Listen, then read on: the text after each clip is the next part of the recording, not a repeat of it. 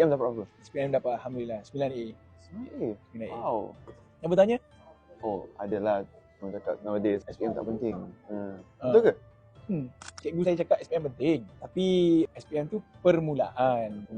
Dia bukan segala-galanya. Ada orang SPM tu segala-galanya. Maksudnya apa? Permulaan karier dia sampai dia tua tu bermula daripada SPM kan. Dapat result baik, waktu masuk universiti, jadi doktor kan, sampailah dia pencen. So itu adalah segala-galanya bagi dia. Tapi for most of the people, SPM tu permulaan, bukan segala-galanya. Dia bukan perakhiran kan.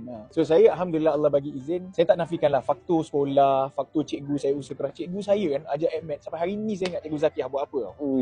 Masa tu dia banyak keluar sekolah, wakil sekolah kedua. Jadi kita jadi tak berapa nak ada masa kat sekolah. Cikgu Zakiyah tu, saya ingat lagi saya duduk dalam kelas tu, dia duduk macam ni tau. Dia ajar kan, dia ajar, lepas tu dia suruh saya buat latihan kan. Dia duduk macam ni tau. Macam ni.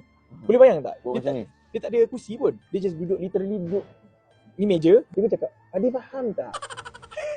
To that extent.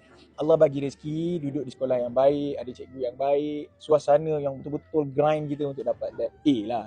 Tapi tak semua orang bernasib baik macam tu.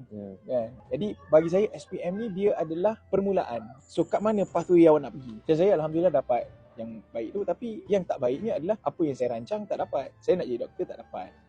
Allah bagi jalan lain. Maksudnya apa? Segala yang Allah bagi tu semua molek. Tak ada tak molek. Armani duduk dengan saya hari ni sebab apa yang berlaku pada Armani mungkin beberapa tahun yang lepas. Betul tak? Kalau tak berlaku dot itu, tak berlaku dot ni.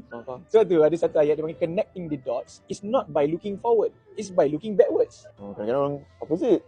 Dia duduk tengok dots yang nak disambung. Dia stress tak hidup dia. So what happened to you is sebab ada dot-dot kat belakang, you sambung je dot tu. Oh, itu sebab saya duduk kat sini. That's why Allah kata syukur. Cuma bila kita dapat result SPM tu, kita kena plan apa kita nak buat. Sebab plan ni Allah suka, kita rancang. Allah juga merancang, sudah pasti. Tapi Allah tak adalah kata sampai Allah rancang, kau jangan rancang. Kita rancang, tapi kita go with the flow. Buat sungguh-sungguh dengan apa yang kita rancangkan.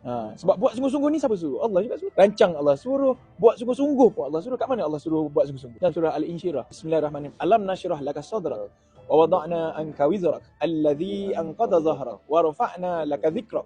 Fa inna ma'al usri yusra, inna ma'al usri yusra, fa iza faraghta fansab wa ila rabbika farghab. Bila sudah selesai buat satu benda, bersungguh-sungguhlah buat benda lain.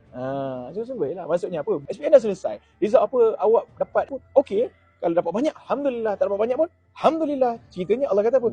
Bila selesai satu benda, buat benda lain, sungguh-sungguh pula. Sebab tadi dah sungguh-sungguh habis kan? Ni sungguh-sungguh pula. Jangan fikir belakang. Asyik fikir belakang. Buat apa? Kita bukan makin muda, makin tua. Semakin dekat dengan mati. Bukan makin jauh daripada mati. Dan buang masa. Air ni lagi ditegut, lagi habis. Dah tegut pun fikir, kenapa habis?